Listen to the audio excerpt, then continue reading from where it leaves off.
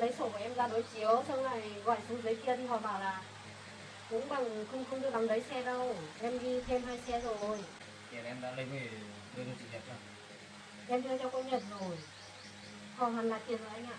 Cũng may họ trả lại cho mình đấy anh ạ. Nếu mà họ không nhận đó là em phải đền 28 triệu đây sao có tiền. Không phải là làm sai xong rồi cứ quanh co chối cãi, xong rồi đổ lỗi cho người nọ người kia. Lúc thì đổ lỗi cho anh, lúc thì đổ lỗi cho chị Nhật. Thế nào em đến để xin lỗi cho anh những cái chuyện đấy. Cái hoa này cháu cũng thấy đẹp đấy, nhưng mà cháu lấy về cho chị Nhật trồng. Chị thấy hoa đấy có đẹp không?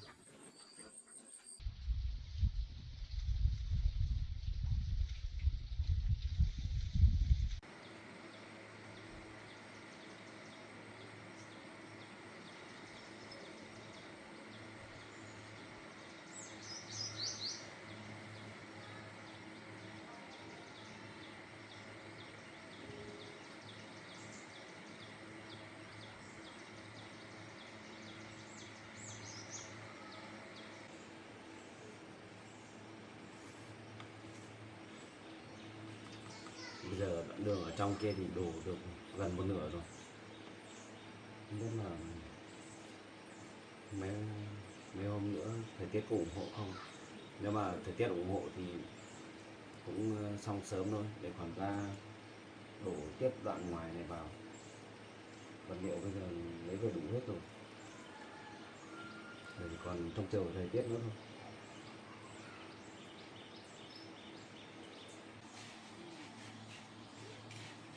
Hôm nay cho một mình cô Vân ở ngoài đấy, và mình không biết là có xảy ra chuyện gì không nữa.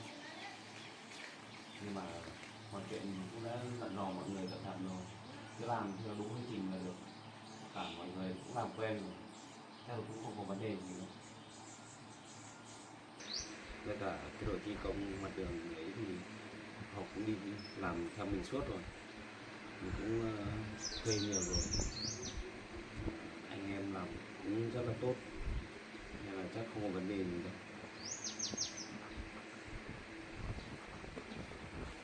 Cái hoa này thì đẹp.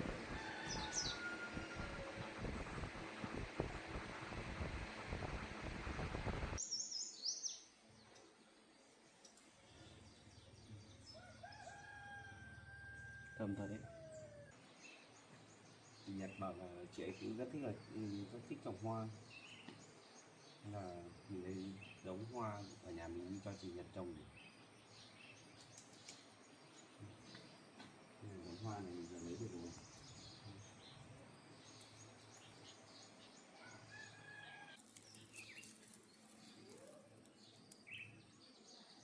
Đây đoạn này có hạt rồi. Cái này gieo xuống tầm khoảng 2-3 tháng nó thành cây hoa rồi. Chị Nhật mình bảo là thích trồng hoa thế này, hay là mình lấy cái hoa này đi cho chị ấy trồng nhỉ? Ở nhà mình cũng có nhiều hoa nữa, có mấy loại ở bên kia. Bây giờ mình cứ lấy đi cho chị ấy xem có chỗ nào để trồng không thì cho chị ấy trồng.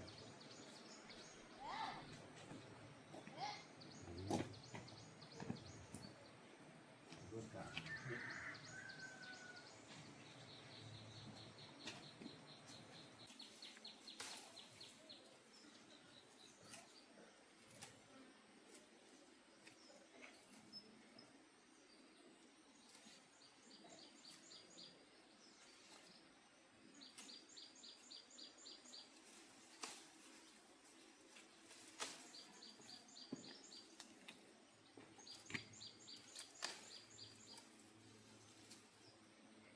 Cây hoa này thì bây giờ nó lớn rồi, mình không đào ở cây được. Nếu không thì mình đào cả cây cho chị Nhật, đỡ phải trồng lâu. Giờ đào đi thì nó cũng không sống được.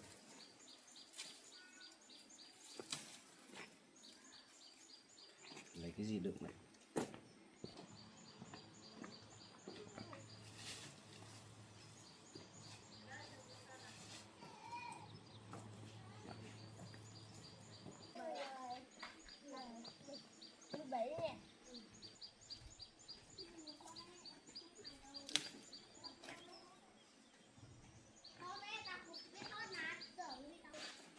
Mấy cháu ơi đừng trèo lên đống cát kiểu ngã xuống lên nhá. Cẩn thận tí cát đổ hết xuống suối cho chú đấy.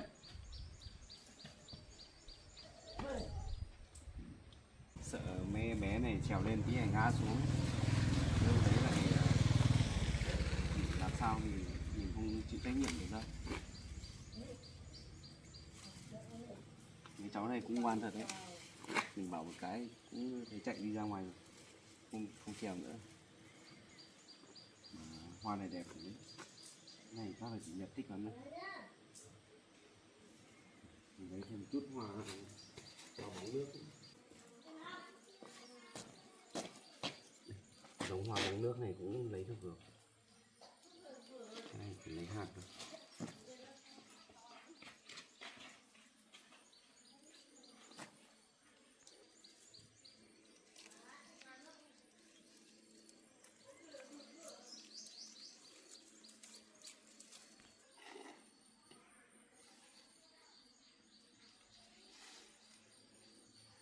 Lại giống hoa này giờ động vào đã nổ hết rồi.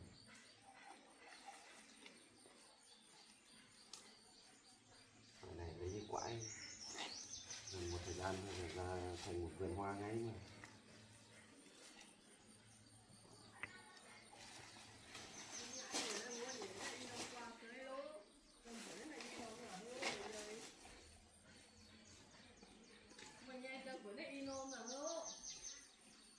mày cái chị non qua chị nghe má là chị non mày có non đấy là nhìn phố rồi đó.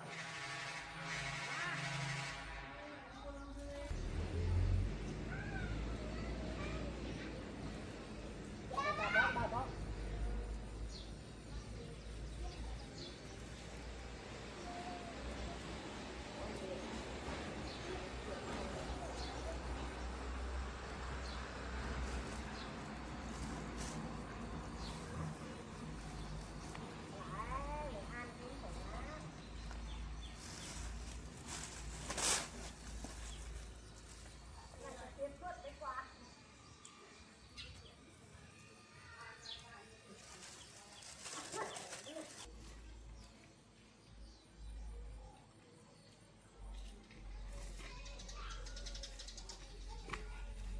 Hoa này giờ cũng lấy giống được.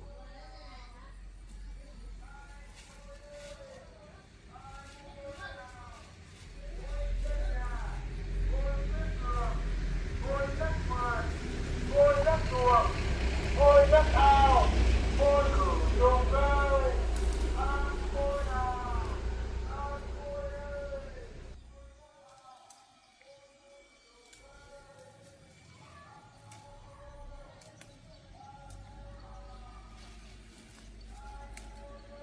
Chỉ cần bằng này giống hoa thôi là tha hồ mà trồng mà. Đỡ phải ra ngoài kia mua giống cho nó mất công. Hoa này còn đẹp nữa.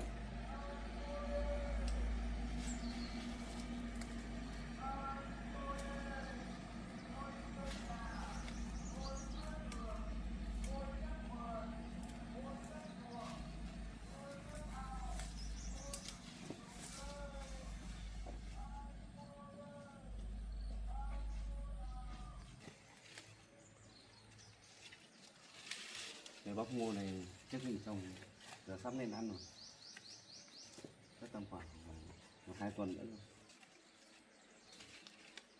Giờ sờ này vẫn thấy hơi mềm, bây giờ thấy vỏ cứng lại một chút thì bên trong nó bắt đầu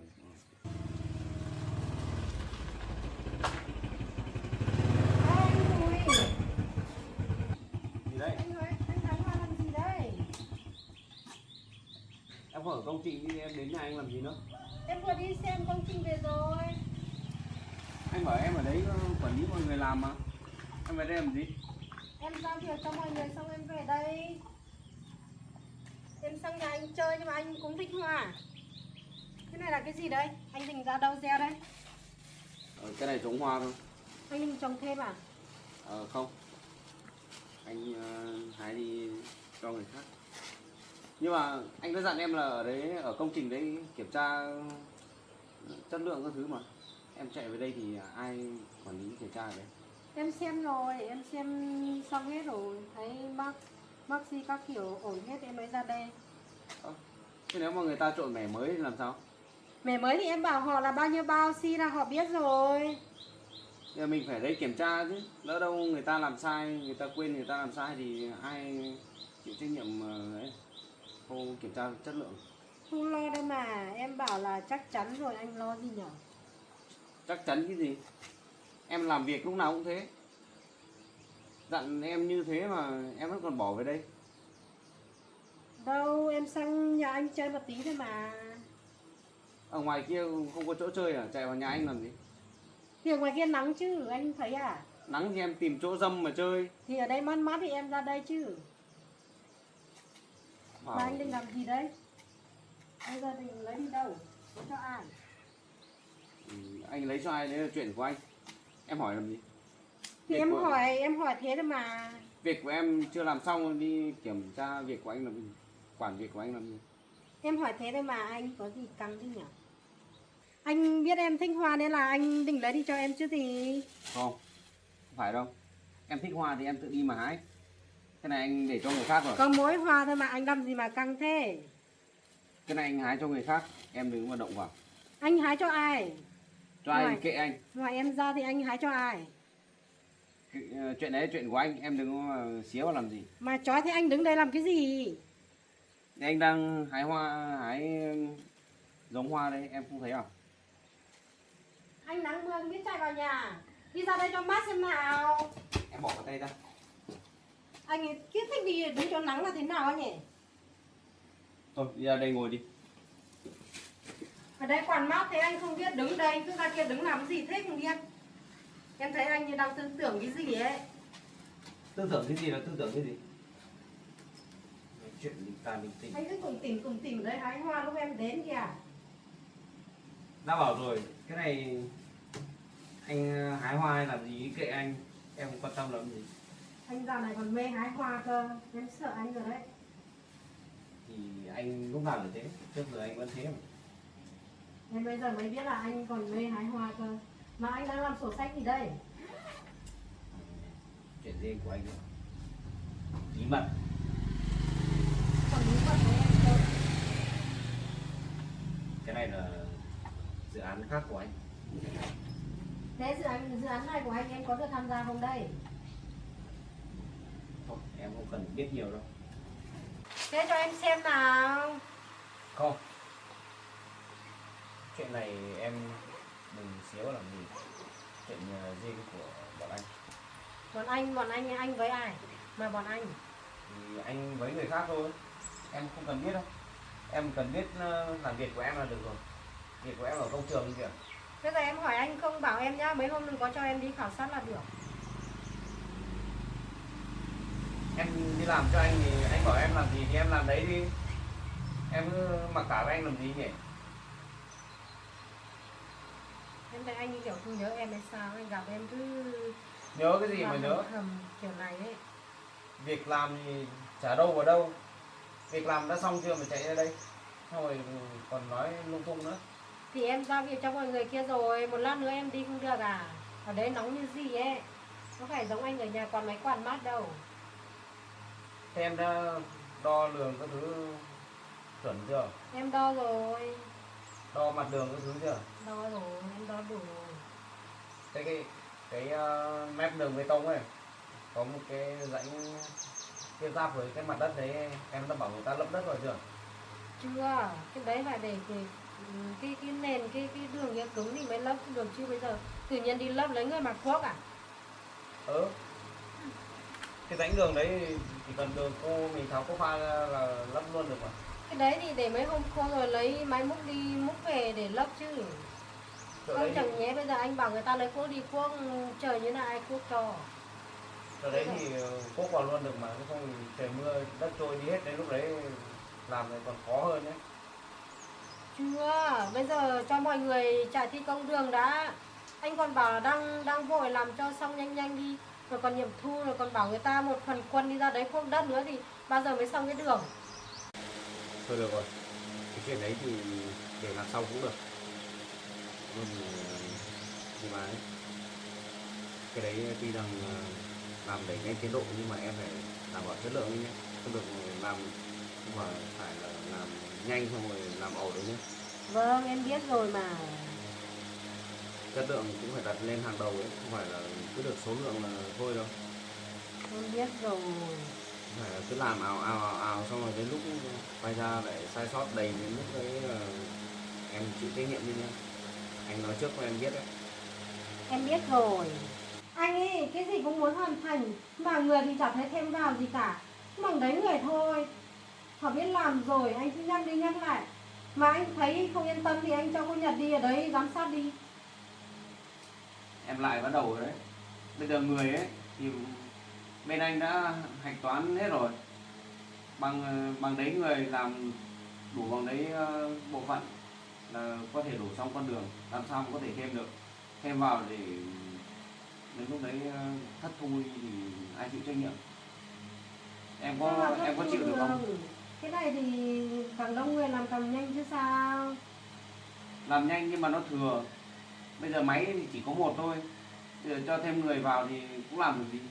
Thì anh Vào làm ầm một lúc xong rồi ra lại ngồi đợi à? Ngồi chơi với nhau à? Như thế thì em tính toán kiểu gì đấy? Em đi làm bao nhiêu năm rồi? Em đi làm bao nhiêu lâu rồi mà em không hiểu à? anh bảo là một phần thì săn lề đấy, mặt lề đấy. San lề đấy, cái lề đấy em chỉ cho một người làm được rồi. Một người cuốc nổi à? Anh đi cuốc thử xem. Nắng thế này á, cuốc hai cuốc đã mệt rồi. Cái gì anh thì người thì Sao không làm mà. được? Hôm qua anh với chị Nhật đi ra đấy anh có dặn người ta rồi, anh cho một người đi cuốc mà người ta vẫn làm được đây. Sao lại không làm được?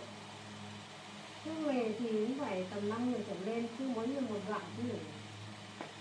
Bây giờ đổ một buổi rồi có tầm 30-40 mét đường. Em hỏi cho 5 người đi cuốc, cái đấy thì có mà lỗ to. Tiền đâu ra mà thuê. Bây giờ ngân sách đã hạn hẹp rồi. Mình phải biết tận dụng nữa. Không phải là cứ thuê một đống người về xong là bắt đầu làm việc trả đâu vào đâu. Xong là đến lúc phải trả được gì. Thì anh bảo là muốn săn lề, sau này còn cái đội đổ vứa nữa, săn vứa nữa. Cái đội đấy, nguyên cái đội đấy đã hơn 10 người rồi. Mà ở kia thì cũng khoảng 11-12 người chứ mấy. Thì bằng đấy người là đủ rồi mà. Anh đã tính toán hết rồi, không thiếu đâu. Thì bây giờ cũng Thế săn là được về đâu. do cách em quản lý thôi. Em sắp xếp công việc như nào cho hợp lý thôi. Thì bây giờ ấy có săn đường lề đâu, cũng phải chờ thôi. Khi nào mọi người làm xong thì máy vào săn thôi. Không thì cũng phải lấy cái đội đấy ra săn. Mà cái đường này á, bây giờ đổ chắc phải 1-2 tháng nữa mới xong mà. Không chậm thế đâu. Theo tiến độ thì chắc tầm khoảng gần 1 tuần là xong cái đoạn đường bên trong kia rồi đấy. Đến hôm nay đổ được mấy đoạn rồi. Đổ bên trong xong rồi ra máy móc ở đây sẵn sàng rồi. Chờ anh em ở bên trong kia xong là anh đưa quân sang bên này làm tiếp từ bên ngoài này luôn. Mà cái thời tiết nắng thế này em lo anh em làm không được nhanh rồi. Bây giờ trời nắng mới làm được chứ, chả nhẽ cô định cho trời mưa mới đi làm à? Thì nắng quá thì cũng phải làm từ từ cho anh em nó nghỉ ngơi chứ. Đằng này nắng thế này em từ bên kia về đến đây là cháy hết cả da rồi đây này. Ở bên đấy thì anh sắp xếp chỗ nghỉ cho anh em rồi. Có chỗ dâm mát ngồi nghỉ ngơi đây. Cho mọi người nghỉ giữa giờ đấy. Còn giờ làm bình thường mình vẫn phải làm nhé. Đấy là mọi người thì đi làm thì phải có trang bị, có quần áo bảo hộ các thứ rồi. Ai có áo chống nắng của người đấy rồi.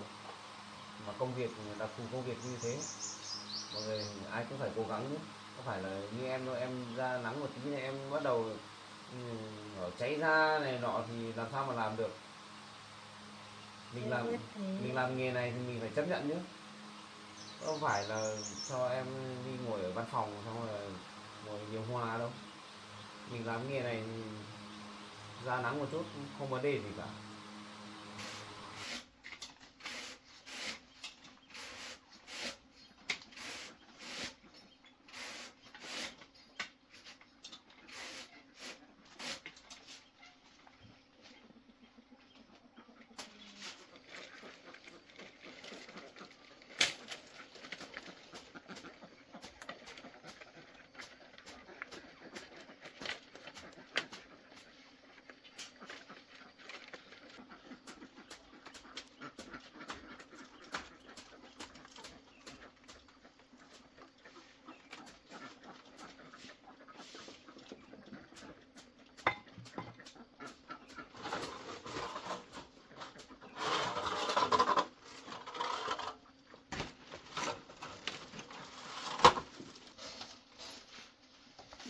bộ khiêng ra cho con ạ.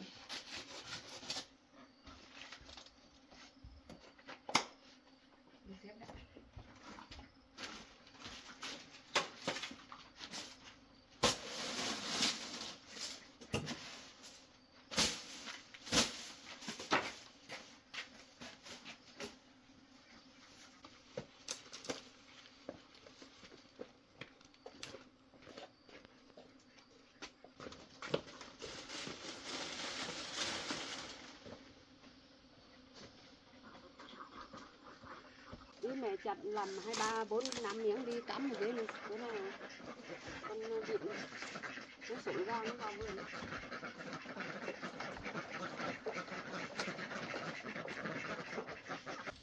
Con cứ sửa để đấy, tí mẹ thái được chuối xong mẹ hổ con đấy, cái gói tu đóng vào.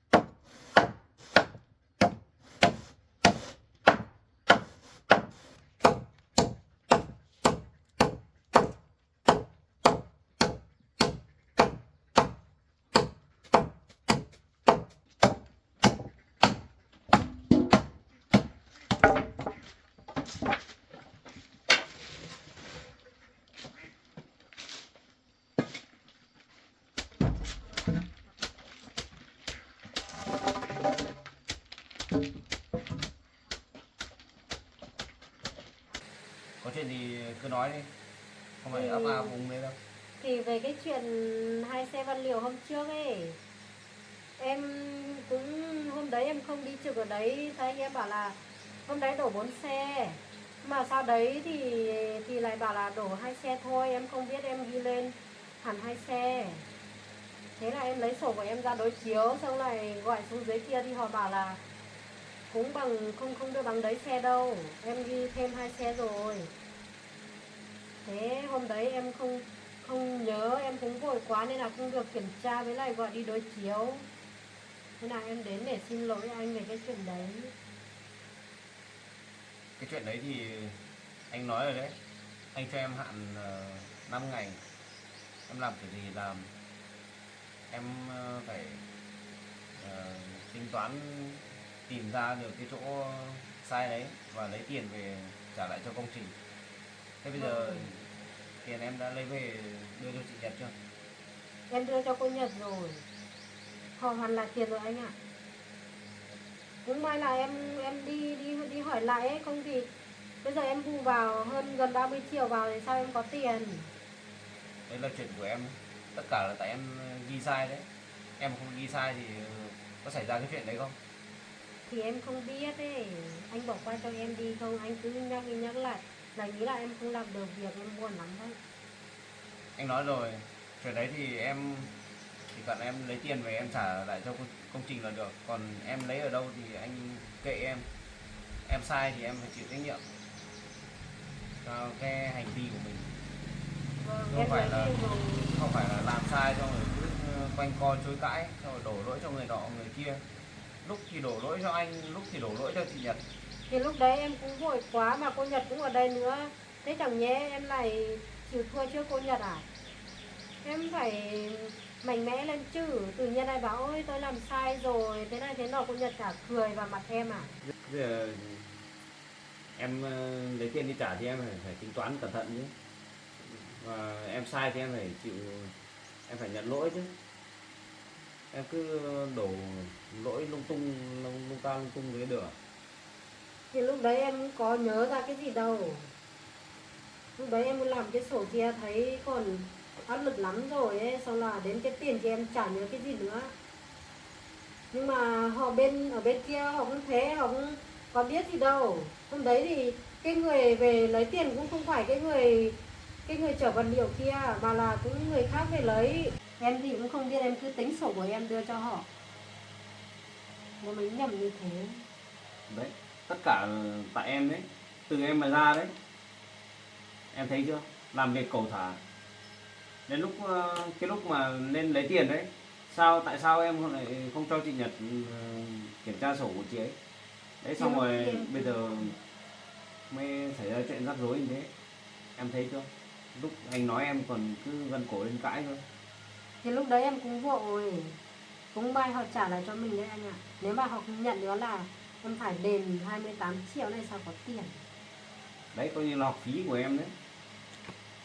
Làm việc lúc nào cũng lung tung, làm cho xong thật nhanh nhưng mà kết quả làm có được tốt đâu.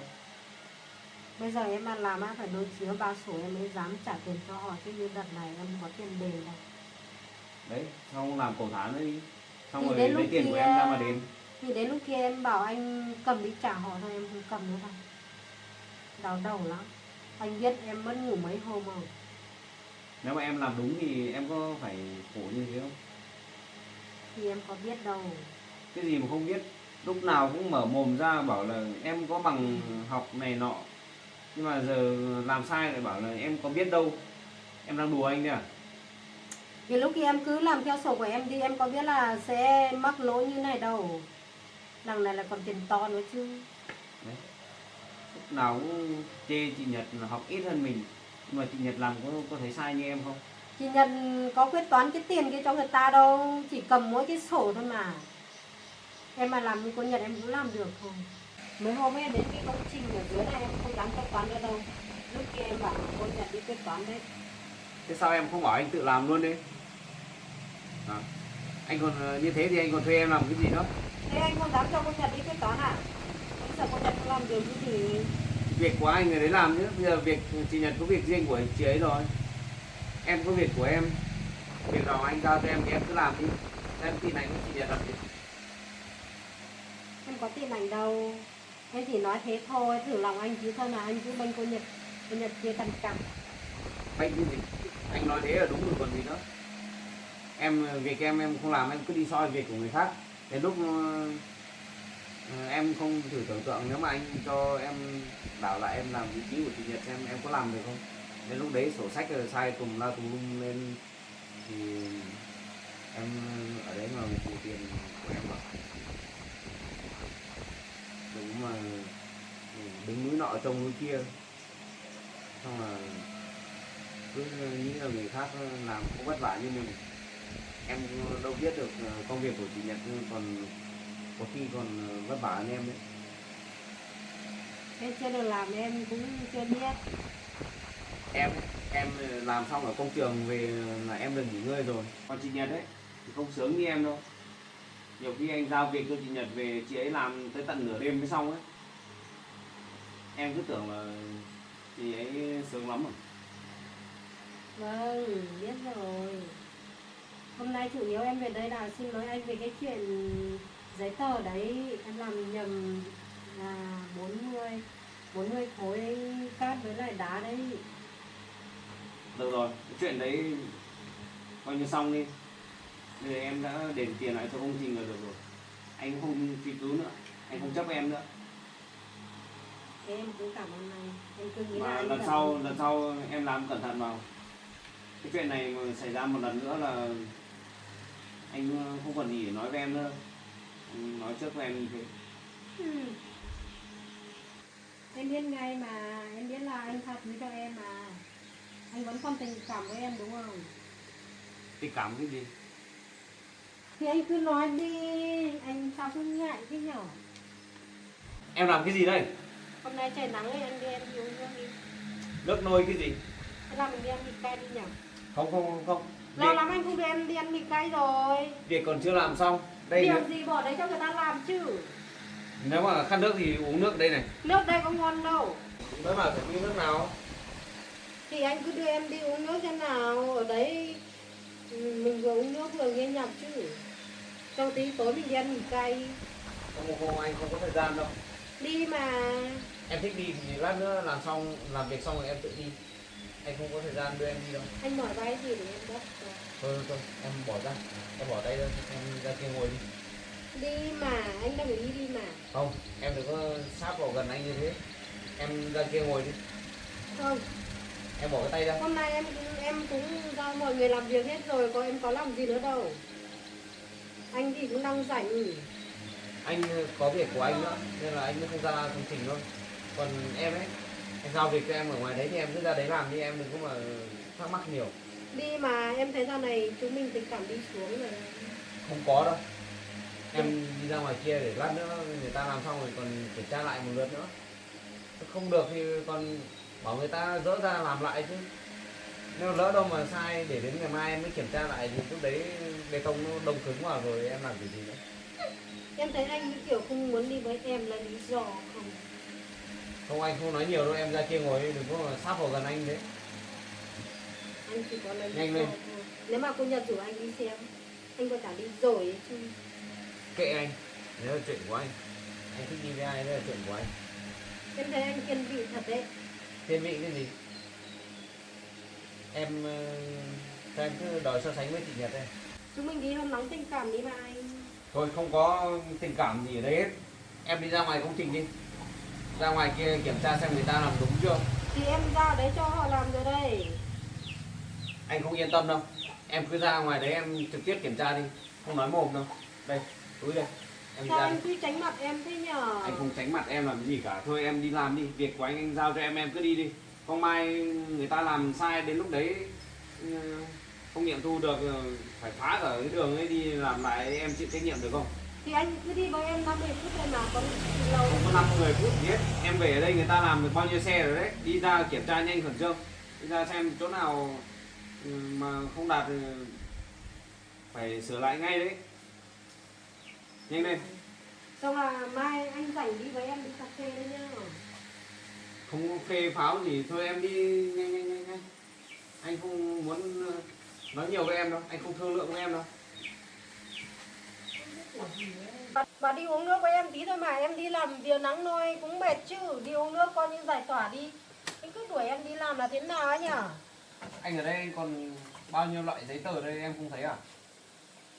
Thì lúc nào anh có nhiều việc phải làm chứ. lúc nào anh rảnh ấy anh nhớ bảo em đi đấy nhá. Cấm đi với cô nào ở đây? Thôi không nói nhiều nữa, em đi ra công trình đi.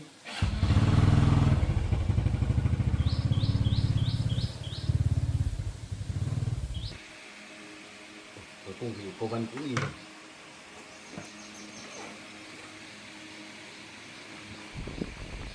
Giờ mình đem cái giống hoa này lên cho chị Nhật. Nhưng không biết là chị Nhật có ở nhà không. Rồi lát nữa mình ra công trường sau.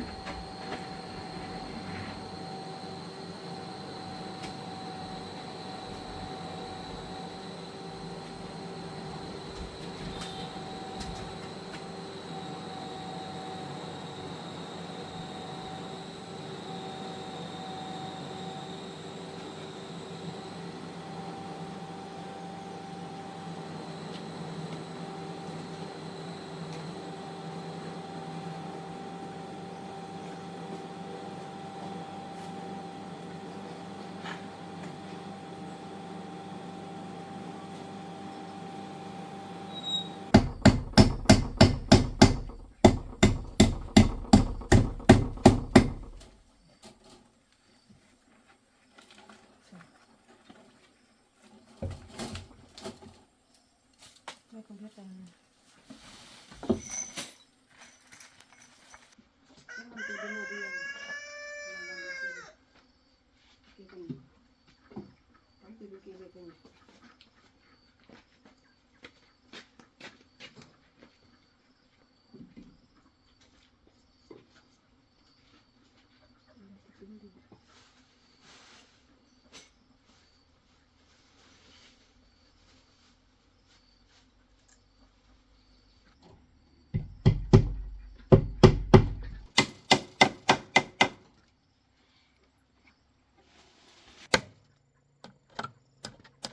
có chỗ đống này.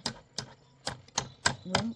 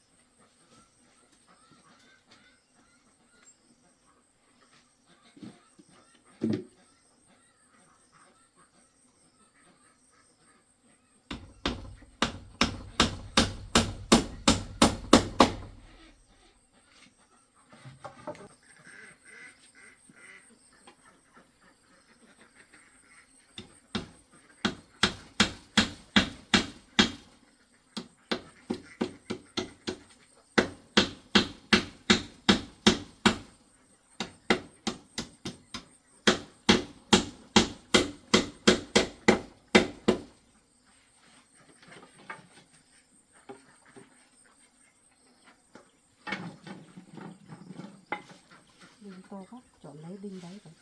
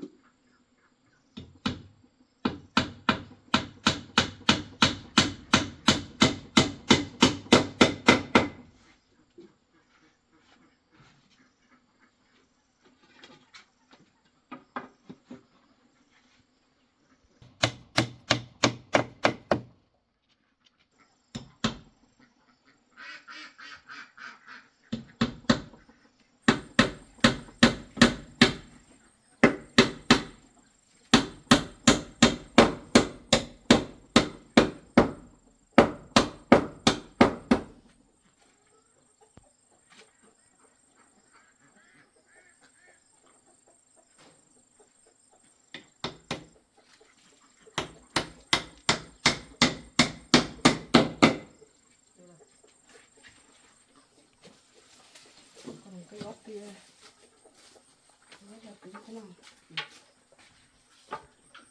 Con này mình lấy một cây năng đóng chỗ này đóng xong là lấy cái lưới này để buộc qua đây là được.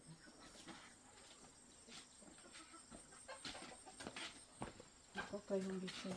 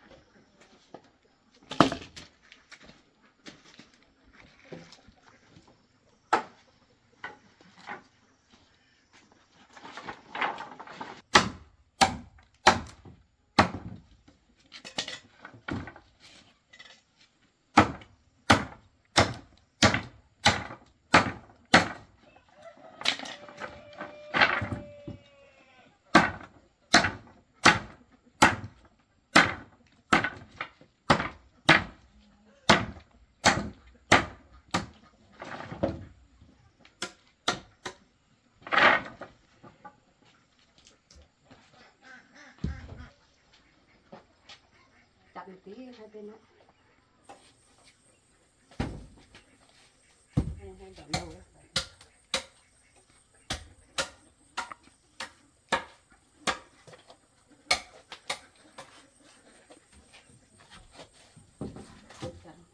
Cái bé để ở trên con ạ. Cái to để nhớ lấy đinh to đóng cắt con chặt lên.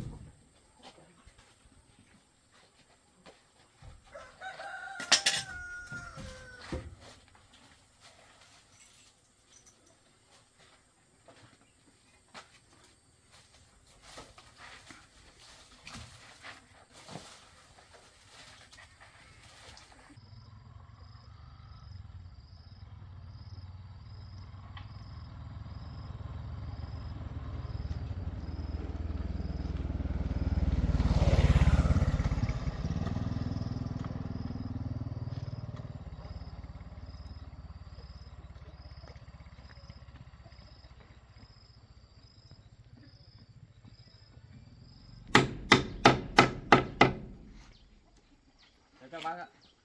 Hả? Cháu lên nào. Bác với chị đang làm gì đấy?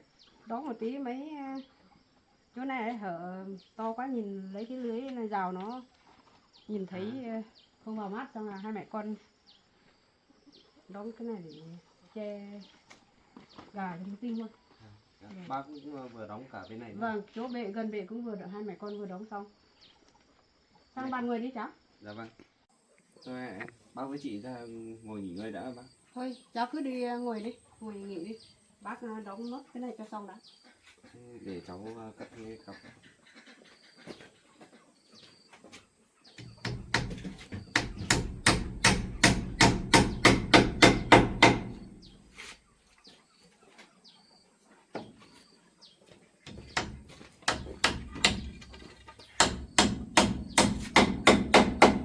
Bác, hay để cháu làm giúp bác một tay. Nhưng mà cháu lúc nào về đến thì cũng giúp bác, đang thấy ngại lắm cháu ạ. Không sao đâu bác ạ. Bác để cháu làm giúp. Cháu thấy bác làm mệt. Nóng lắm, hôm nay sau không biết thế nào. Ra mồ hôi ướt hết áo rồi cháu ạ. Cho bác còn có mỗi đoạn này thôi phải không bác? Vâng, có mấy đoạn này thôi. Chỗ gần để mẹ con bác đóng hết rồi. Nào cháu lên thì cũng giúp bác, thế này thì bác cũng thấy ngại lắm cháu ạ. Dạ không sao đâu bác ạ. Cần giúp hai mẹ con bác làm được thế này, bác thấy cảm ơn lắm rồi, nhưng mà cháu còn có nhiều việc nữa. Bác lên giúp bác lại giúp bác nữa thì còn việc nhà của cháu nữa.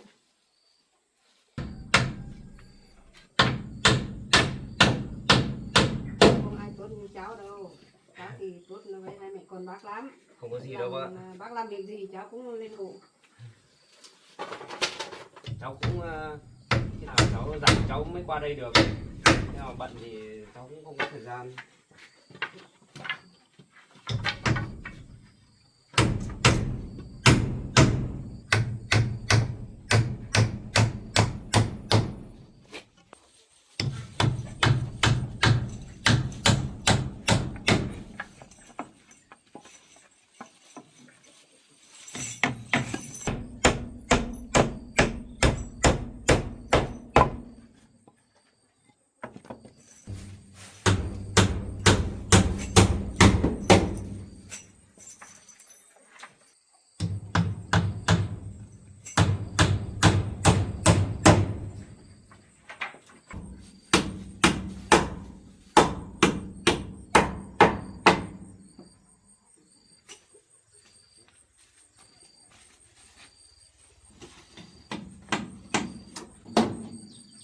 Dạ được bác.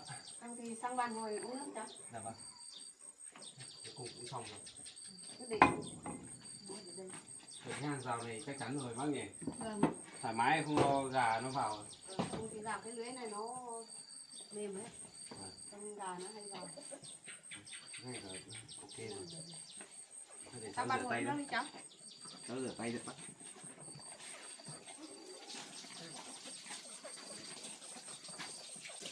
Mai mẹ đặt cái phao ở đây để phơi quần áo nhé. Bây giờ lập thế này thì lập mái thế này thì mưa nắng chúng là ví dụ mẹ con mình đi làm ấy thì nếu mưa mình không kịp về nhà ấy thì quần áo cũng không phải ướt nước. Ngồi đấy bác ạ. Vâng, làm Bây cái giờ- phao. Bây giờ bác làm cái xào phơi ở đây. Ra đến tầm chỗ này là vừa. Vâng. Tất cả bây giờ mùa hè đấy. Trời nắng nóng thì là mình Có không lúc phơi. thì Mình không phơi ở ngoài nhưng mà bạn- nó vẫn khô được mà. Nó không Vâng. phải như mùa đông thì để trong này chắc không khô được. Với lại có lúc bác đi làm còn chưa kịp về nó trời mưa về đây, không kịp Vâng. về đến nhà cất quần áo ấy. Vâng. Bác đang tính để lấy cái phao đặt đây. Thôi, bác với chị ra ngồi nghỉ ngơi chút đi. Rửa tay xong sang bàn mở nước cháu. Dạ vâng. Dạ. Con gái này.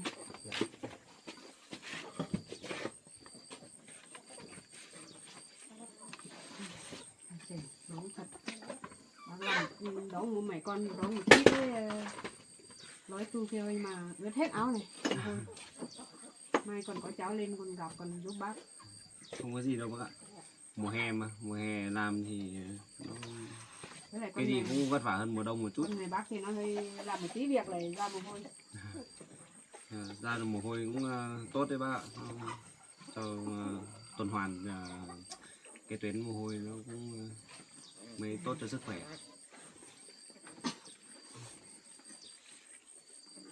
Chị Nhật nay làm có mệt không chị?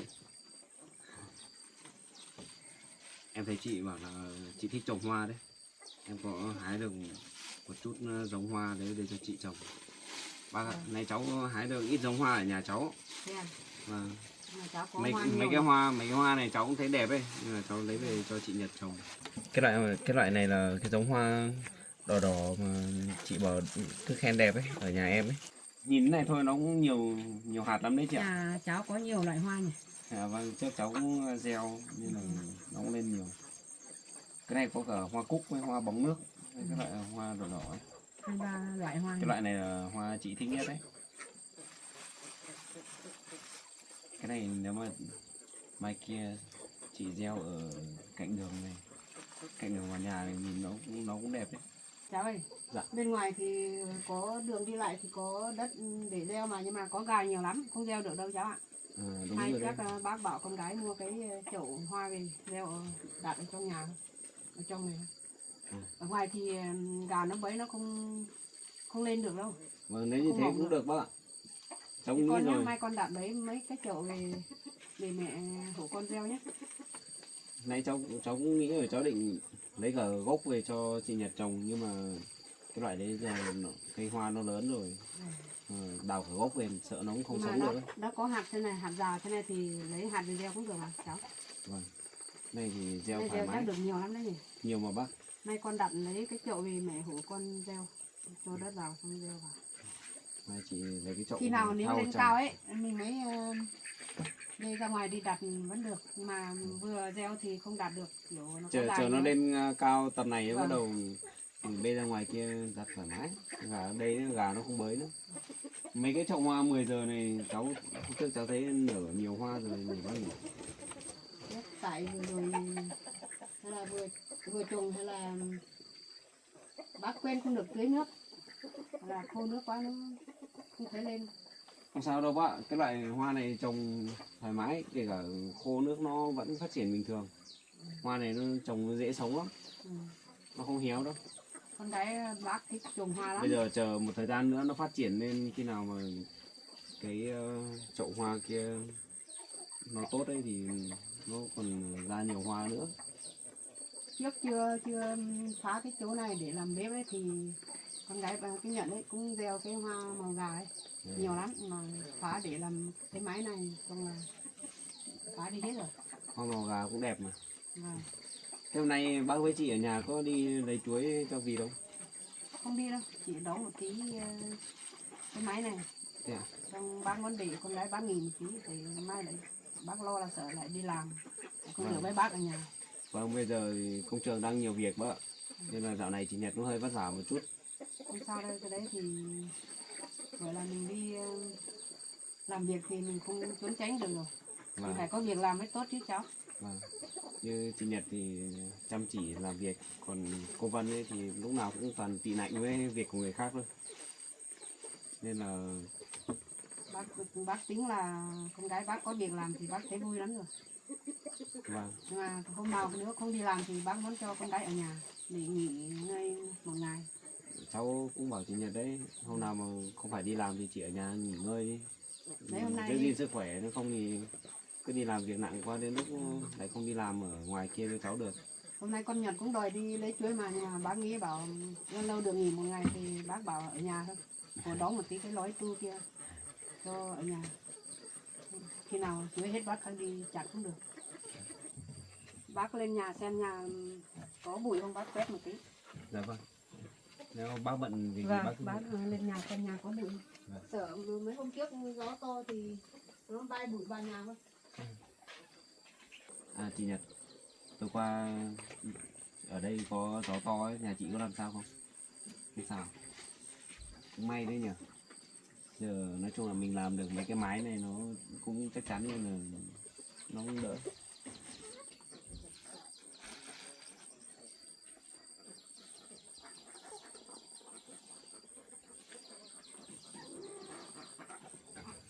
Chị thấy hoa đấy có đẹp không? Đấy, mấy nữa trồng lên, nó lên được một vườn hoa như thế thì chắc là đẹp lắm đấy nhỉ. Như mấy cây hoa ở nhà em đấy, em có gieo vài hạt thôi mà nó lên nhiều thế đấy.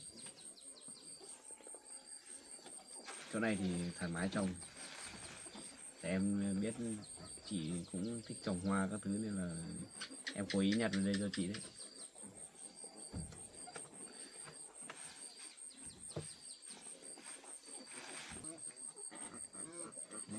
Cái này thì mấy nữa chị lấy chậu về xong rồi gieo vào trước, xong lấy ra ngoài thì gà nó lại bới hết. Mấy con gà nhà chị cũng tinh nghịch lắm cơ.